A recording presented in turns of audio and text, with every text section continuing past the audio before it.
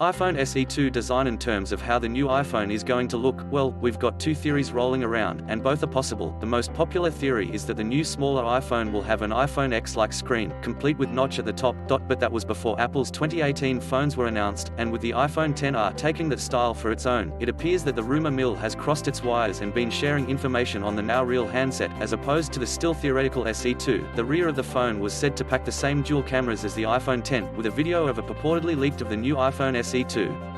We'll leave it here for your pleasure, but the above notes mean its validity is now truly called into question. A new screen protector has also been shown off by regular leaker Sonny Dixon, which also shows off a notch at the top for a smaller phone. The only iPhone SE2 price rumor so far points to roughly $450, which will likely translate to £450, $700 given how Apple prices its products worldwide, which seems believable. BGR was also sent some sketches of the phone in this configuration from a reliable source, so it's got some grains of truth in there, with the notch at the top, no home button and no headphone port, the latter a regular rumor.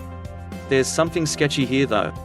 In this form, the iPhone SE2 is more of an iPhone X mini. Dual cameras and the new screen would mean it would cost a lot more, which is against the point of the iPhone SE range, for people that want a smaller, cheaper iPhone.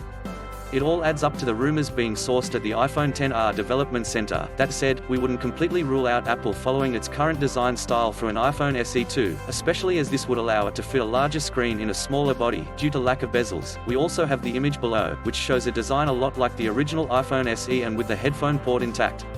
Could this be closer to any perhaps planned iPhone SE2 design? The original iPhone SE launched at $399, £379, $679 for the 16GB variant. We'd expect the iPhone SE2 to cost at least as much, and a price rise is likely, but it should still be cheap relative to the rest of Apple's range, undercutting even the $749 per £749 per $1,229 iPhone XR.